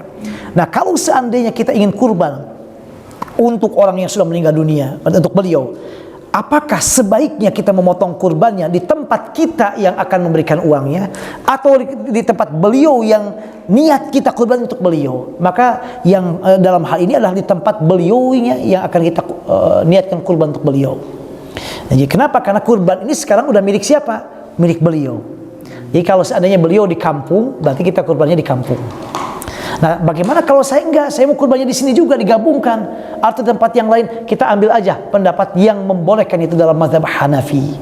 Dalam mazhab Hanafi boleh kita berkurban di tempat yang jauh sekalipun lebih dari masafah qasar, kalau memang di sana lebih memerlukan atau memang ada kerabatnya. Ya, kerabatnya kita anaknya misalnya, enggak ada masalah. Tapi dalam mazhab Syafi'i tidak diperbolehkan. Jadi oleh karena itu dalam hal ini, maka yang paling baik di tempat kampung beliau yang berada, atau kalau kita nggak tahu bagaimana, boleh juga di tempat kita sebagai anaknya yang akan berniat kurban untuk beliau, kita potong di tempat kita, nggak ada masalah. Mengambil kepada mazhab Hanafi tadi, yaitu karena memang ada keluarganya, kerabatnya, atau mungkin di daerah kita lebih memerlukan, atau kita pindahkan ke tempat yang lain yang lebih memerlukan, nggak ada masalah juga. Gak ada masalah juga, kita mengambil mazhab Hanafi tadi. Demikian Pak Mon. Wallahu a'lam bishawab. Barakallahu fikum. Silakan Bapak Ibu. Silakan Pak Mon. Terima kasih Pak Ustaz. Waalaikumsalam warahmatullahi wabarakatuh. Waalaikumsalam. Terima kasih. Tadi saya sudah mendengar pencerahan Pak terkait dengan anak yang belum balik. Betul sekali Pak Mon. Memang kebiasaan saya sih setiap tahun suka berjulir gitu Pak Ustaz. Betul. Oh, Masya Allah Mon. Kalau kurban tuh, kalau misalnya tahun ini saya betul. Depannya mungkin anak saya gitu. Betul. Tapi tadi kata Pak Ustaz, kalau untuk anak yang belum balik, betul, itu tidak wajib ya Pak. Betul. Bahkan tidak disunatkan dalam mazhab Syafi'i. Mohon. Ya, jadi mungkin ke depan mungkin saya istri saya adalah anak betul. yang udah balik ya Pak Ustaz. terkait dengan kurban sapi ya, insya Allah mungkin kalau ada rezeki saya ingin kurban sapi. Itu kan untuk 7 orang. Betul. Itu lebih baik misalnya saya berdua bertiga anak yang 4 itu apa orang tua yang sudah meninggal atau apalagi gitu. Betul. Jadi belum balik. Masya Allah. Waalaikumsalam warahmatullahi wabarakatuh. Barakallahu fiik wa jazakumullah khairan katsira. Nah, ini penting juga Bapak Ragia. Para ulama mengatakan untuk satu keluarga, saya, istri, anak-anak. Istri kan wajib saya nafkahi. Anak-anak wajib saya nafkahi. Cukup 1 domba. 1 domba. Jadi 1 domba untuk 1 keluarga, meskipun lebih dari 1 orang. Loh, kenapa? Karena mereka wajib dinafkahi. Jadi itu mayoritas para ulama. Kecuali dalam mazhab Syafi'i. Mazhab Syafi'i mengatakan kurbannya tetap 1 orang. Untuk 1 orang, ayahnya, suaminya atau istrinya. Cuma pahalanya 1 keluarga dapat. Jadi bisa begini, kalau mazhab Syafi'i, ya Allah saya niat kurban 1 domba. Niat kurbannya kurban saya. Tapi pahalanya saya niatkan untuk semua keluarga saya yang wajib dinafkahi. Gak ada masalah. Kurbannya tetap kurbannya saya. Tapi keluarga saya dapat pahala dari kurban itu semuanya. Namanya sunnah kifayah. Tapi ulama yang lain mengatakan enggak. 1 domba boleh untuk kurban dia, istrinya dan anaknya sekaligus. Selama dia wajib dinafkahi. Atau mungkin di keluarga itu ada orang tuanya yang udah enggak bekerja, sehingga yang menafkahi kita, anaknya. Maka masuk juga mereka, beliau-beliau ini. Ya udah, saya dulu kurban apa? 1 aja. 1 sapi kan 7 orang. Saya ngambil 1 bagian. Untuk siapa? Untuk saya, istri saya, anak saya, orang tua saya yang saya wajib nafkahi. Udah, selesai. Tapi kalau adik, kakak tidak wajib dinafkahi dalam mazhab Syafi'i. Jadi nggak bisa. Kalau adik dan kakak nggak masuk dalamnya, kan nggak wajib kita nafkahi. Kalau kita nafkahi berarti kebaikan dari kita. Maka oleh karena itu, misalnya begini, tahun ini saya kurban saya sendiri dan keluarga, udah. Tahun depannya lagi saya sendiri dan keluarga, terus aja begitu, gak ada masalah. Nah, gak ada masalah. Atau misal mungkin tahun depan atas nama istri nggak apa-apa. Tapi kalau seandainya nggak ada nama atas nama istri, saya aja, maka include di dalamnya kita kurban istri, kurban juga anak-anak yang sudah dewasa tadi. Nah, itu sudah dapat pahala sunnah semuanya. Jadi oleh karena itu 1 domba bisa untuk 1 keluarga dengan catatan anggota keluarga tersebut anggota keluarga yang wajib kita nafkahi. Nah, ini. Kemudian yang kedua, ini pertanyaan bagus sekali, barakallahu fik. Kalau kita ingin kurban dengan sapi, itu yang 7 orang. Pertama, 7 orang tidak harus. Artinya kalau bapak misalnya 1 sapi, berdua saja, masya Allah. Dan itu makin besar pahalanya. Nah, atau mungkin kalau misalnya, saya enggak biar banyak yang masuk. Siapa yang masukkan? Bapak misalnya, mohon, istri. Udah masuk aja, ibu yang sudah meninggal dunia, ngambil aja kepada mazhab Hanafi tadi. Bapak almarhum ibu, almarhum ayah, masih kurang ada 2 lagi, ada 4, ada 3 lagi. Bagaimana? Berpikir lagi siapa lagi? Misalnya, silakan masukkan yang lain. Hanya kalau mau kepada kakak atau adik kepada yang tidak wajib kita nafkahi, maka harus izin pada dia. Tapi untuk yang wajib dinafkahi gak perlu izin. Saya misalnya kurban tahun ini untuk saya dan keluarga, udah. Saya dan keluarga, saya gak perlu izin. Mah, saya mau kurban untuk mamah ya. Apa 1 domba kita bareng-bareng? Gak perlu. Karena mereka wajib kita nafkahi. Tapi untuk kalau kita mau kurbannya ke kakak atau ke adik, maka itu perlu kita izin. Nah, para ulama yang lain membolehkan, mayoritas para ulama termasuk dalam mazhab Syafi'i, membolehkan dalam 1 sapi itu banyak niat. 1 sapi 7 orang. 3 orang niat kurban. 2 orang niat akikah. 1 orang niat misalnya untuk ayahnya, atau 1 orang gak niat apa-apa, cuma niatnya apa? Daging aja. Nggak apa-apa. Meskipun ada yang mengatakan tidak boleh, tapi mazhab Syafi'i mengatakan boleh, gak ada masalah. Beda niat, ngumpul dalam satu sapi, boleh juga, tidak ada masalah. Nah, jadi oleh karena itu kalau seandainya bapak misalnya ingin 7 orang, bisa ke almarhum ibu, almarhum ayah, mungkin plus juga almarhum ibu mertua, almarhum ayah mertua, dan kita tidak perlu izin kepada mereka karena memang udah meninggal dunia. Nah, jadi artinya kita masukkan semua sehingga genap menjadi 7 orang di dalamnya. Kalaupun tidak 7 orang, hanya 4 orang, maka itu lebih bagus. Makin sedikit, misalnya yang kurban dengan sapi hanya 2 orang, makin besar pahalanya. Karena dia berkurbannya makin banyak. Nah, demikian Pak. Wallahu a'lam bishawab. Silakan Bapak Ibu, mohon. Silakan Pak Pengawas, siapa tadi? Kalau saya mau menggunakan almarhum orang tua, Betul Pak. apakah saat di sini saya harus juga korban di sini? Apa maaf di sini apa maaf? Menghubungkan orang tua yang tidak meninggal. Betul Pak, mohon. Apakah saya juga harus korban di sini? Iya, pertanyaan bagus sekali, mohon. Masya Allah, pertanyaan bagus sekali. Kalau kita misalnya Bapak punya, misalnya punya uangnya tinggal hanya untuk satu kurban, boleh kita hanya untuk orang tua saja yang sudah meninggal dunia, atau boleh juga untuk kita. Yang kedua, syukur-syukur kalau punya dua-duanya, untuk kita dan untuk dia. Lalu di mana kita kurbannya? Kalau kita niatkan untuk orang tua kita, misalnya beliau di kampung, maka yang paling bagus memotongnya adalah di kampung beliau. Di kampung beliau berada. Tapi boleh juga memotongnya di tempat Bapak berada. Mengambil mazhab Hanafi tadi karena kita ada keluarganya di sini. Nah, loh kenapa yang paling bagus di tempat beliau? Karena memang kurbannya sekarang bukan kurbannya saya, tapi kurbannya beliau, dan asal dalam kurban itu adalah di mana yang bersangkutan berada. Yang bersangkutan berada. Jadi saya berangkat ke Bandung, pas Idul Adha di Bandung, maka kurbannya di Bandung. Misalnya begitu.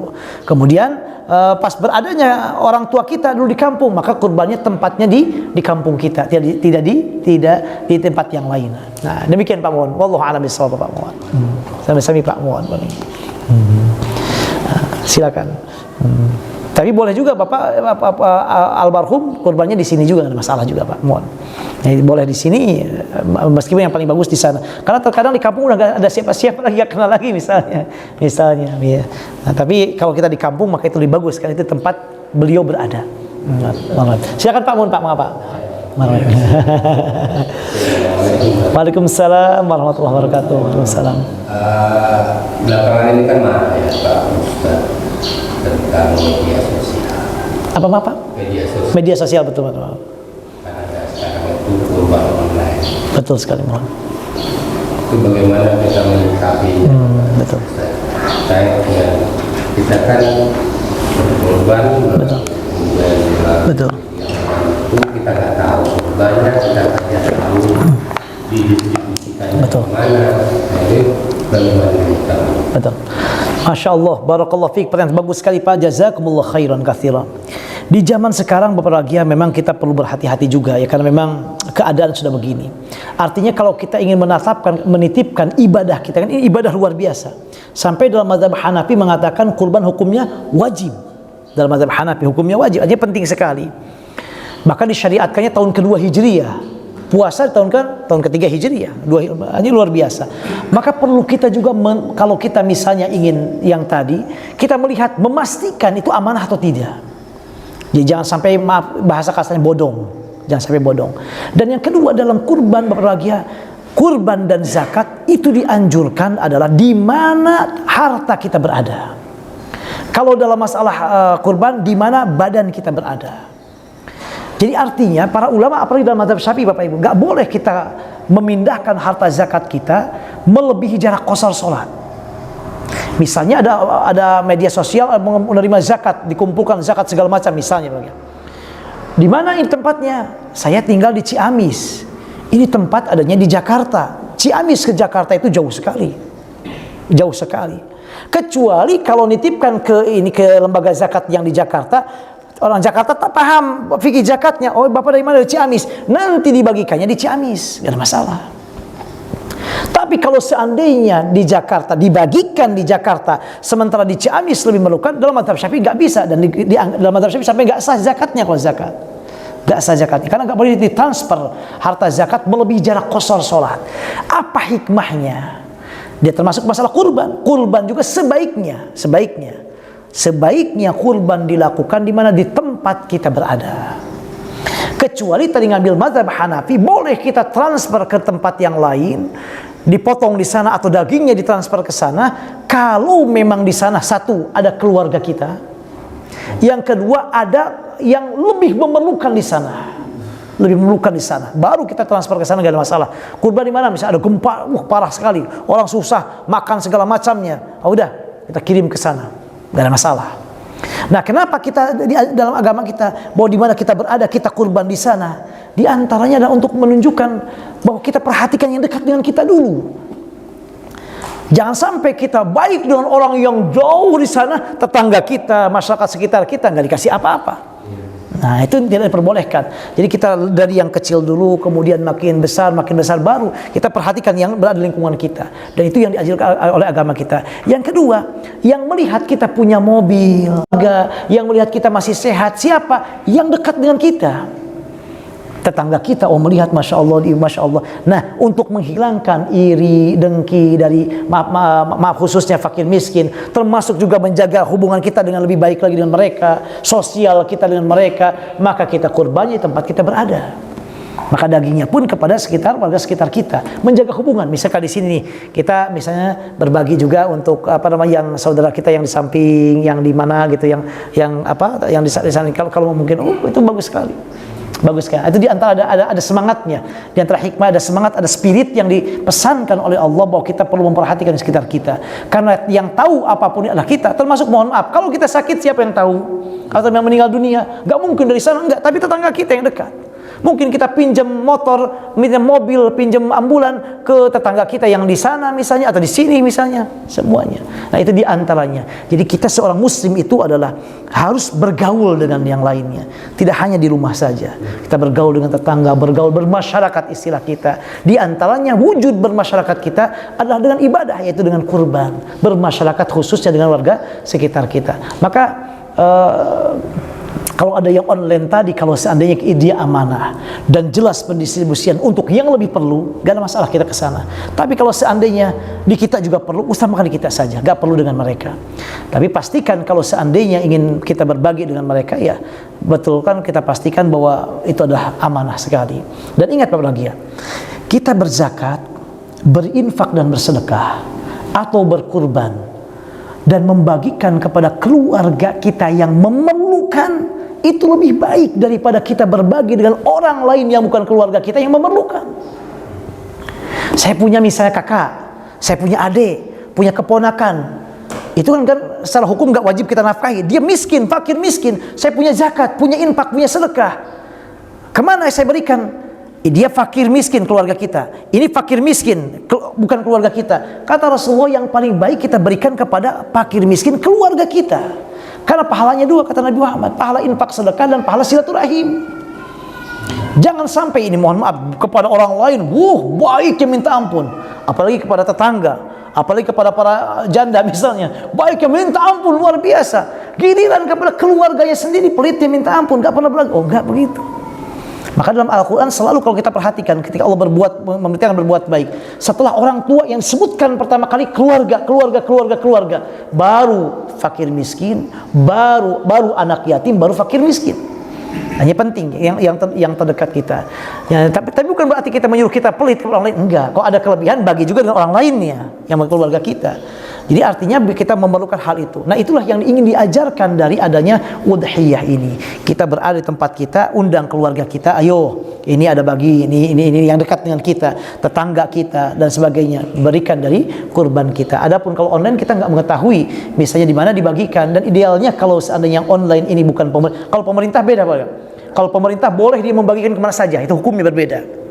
Pemerintah misalnya punya mengumpulkan hewan kurban misalnya pembagiannya.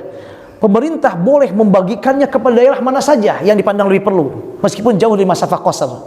Tapi kalau lembaga-lembaga tadi, misalnya lembaga yang muncul menjadi kurban, idealnya mereka paham. Karena ini wakil warga. Wakil ini jangan cari untung, kecuali akadnya jelas. Bapak ini wakil saya untuk kurban. Bapak mau minta imbalan enggak? Kalau mau minta imbalan, jelas akadnya sekarang. Bapak, saya wakil Bapak, saya mau memotongkan hewan kurban Bapak, tapi saya perlu biaya-biaya ini. Sampaikan sekarang, jangan nggak disampaikan apa-apa. Nanti dipotong, akhirnya tidak jelas. Itu nggak boleh. Akadnya beda. Bapak sekarang misalnya membelikan sapi, akadnya Bapak apa? Jualan sapi atau wakil saya membeli sapi? Kalau namanya wakil membeli sapi harus jelas, Pak, sapinya harganya sekian jelas, tahu. Kemudian Bapak mau ngasih kepada saya enggak? Begitu. Kalau penjual sapi gak usah cerita harganya, nggak apa-apa, harganya sekian, udah ngambil untung gak ada masalah, karena jual. Kalau wakil beda lagi hukumnya. Nah, terkadang wakil-wakil kita yang menyalurkan kurban segala macam, ternyata mohon maaf misalnya ngambil keuntungan dari sananya, nah, itu nggak bisa demikian, akarnya beda. Bapak ini wakil, kecuali wakilnya misalnya termasuk carikan hewan kurban nanti harganya terserah bapak, kan nggak begitu juga. Nah, jadi di sini perlu juga beberapa hal, termasuk pembagiannya. Kalau seandainya dia wakil, ya kita bagikan kepada daerah di mana dia yang berkurban. Bapak dari mana kurbannya? Orang Depok. Di mana Depoknya? Bojongsari. Oh baik, nanti saya bagikan ke daerah Bojongsarinya, di mana kita beradanya. Kecuali memang ada gempa, ada tadi bencana yang orang perlu daging banyak, gak makan apa-apa, sekian kurang. Udah kita buat hal yang tadi, Bapak yang mau silah kurban silakan, kita akan salurkan ke sini yang sangat memerlukan, tidak ada masalah. Tapi dalam mazhab Abu Hanifah nggak ada masalah, dipindahkan sekalipun lebih dari jarak kosor kalau memang yang bersangkutan sangat memerlukan. Jadi sekali lagi, maka kalau kita lewat online tidak ada masalah. Cuma yang paling baik adalah kalau kita mau online adalah kita pastikan dia betul-betul amanah dan memahami semuanya, kemudian disalurkannya kepada yang lebih memerlukan atau di daerah kita. Tapi yang paling baik tetap kurban adalah di mana kita berada saja, atau di kampung halaman kita yang ada keluarga kita, atau mungkin langsung kepada orang yang memang memerlukan dan membutuhkan. Demikian Pak Mun, wallahu a'lam bishawab. Silakan Bapak Ibu, kalau masih ada Bapak Ibu, mohon. Baik. Oh ya, silakan Pak, silakan ya Pak. Apa namanya ini memang biasa kita lihat ya Pak Ustaz ya? Iya Pak, kalau pembagian daging untuk kurban itu Pak Ustaz, apakah ada ketentuan bahwa ini paha atas, bawah, atau ada kalau si sapi ini dagingnya, kemudian hatinya, jeroannya dibagi sedikit-sedikit, atau ada ketentuan seperti itu, atau betul. Bagaimana Pak Ustaz? Atau harus daging gitu? Betul. Bagaimana ketentuan? Betul. Tradisinya ya kalau di ini ya apakah itu tradisi, apakah ketentuannya? Kalau kami itu paha ya, kalau salah saya ya. Nah paha, apakah itu ada ketentuannya? Itu betul. Pencerahannya Pak Ustaz. Barakallahu fiik, terima kasih. Pertama, Nabi Muhammad SAW ketika beliau berkurban, beliau mengambil memakan hatinya. Satu. Yang kedua, para ulama mengatakan yang paling bagus yang kurban itu jangan banyak permintaan. Saya minta pahanya ya, jangan lupa juga jantungnya, buntutnya juga enak loh, semuanya ambil gitu. Jangan, udah serahkan. Yang kurban itu niatkan karena Allah Subhanahu Wa Taala. Kalau mau makan sedikit saja, bagian sedikit saja. Dalam mazhab Syafi'i, kita ambil dalam mazhab Syafi'i dalam masa ini, yang paling bagus kurban itu kata mazhab Syafi'i, sebagian besarnya diinfakkan, disedekahkan pada yang memerlukan.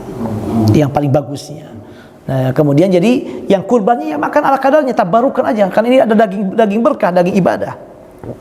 Jadi nggak mesti dia banyak pilihan. Nah kalau dia mau ngambil, dan nggak perlu juga yang kurban kemudian mau minta apanya, saya mau minta, kalau mau demikian yang mana saja bilang aja. Jadi jangan memilih yang paling bagus. Yang paling bagus kalau bisa untuk yang lain.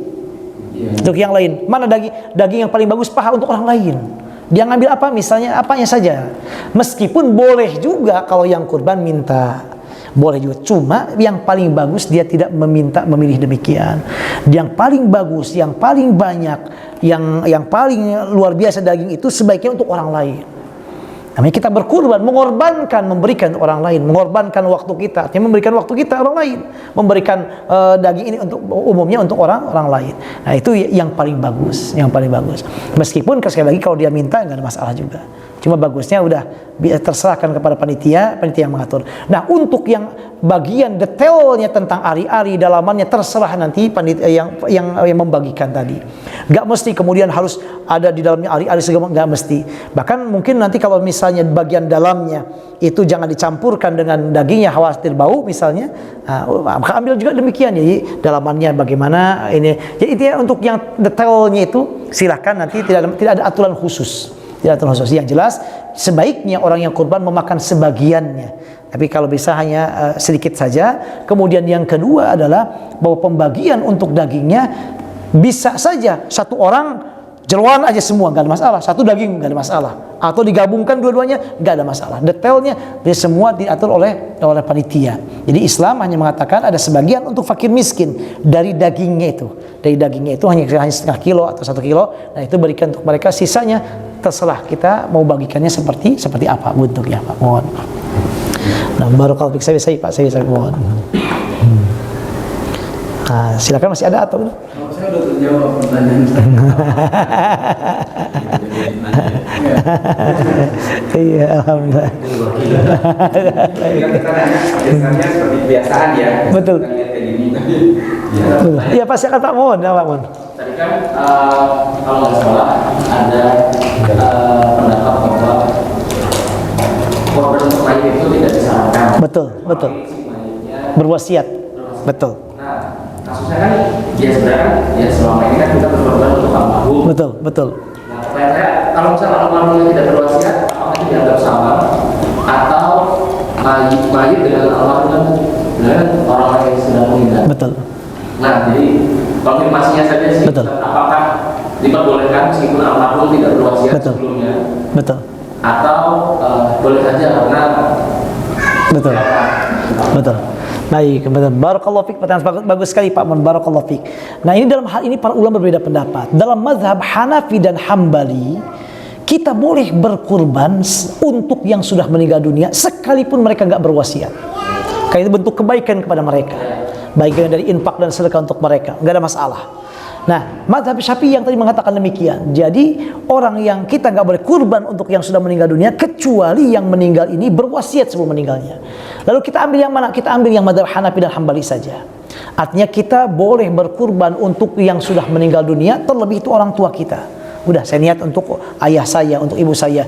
Dan kalau bapak udah biasa tiap tahun demikian, teruskan Pak. Itu Masya Allah luar biasa. Luar biasa sekali.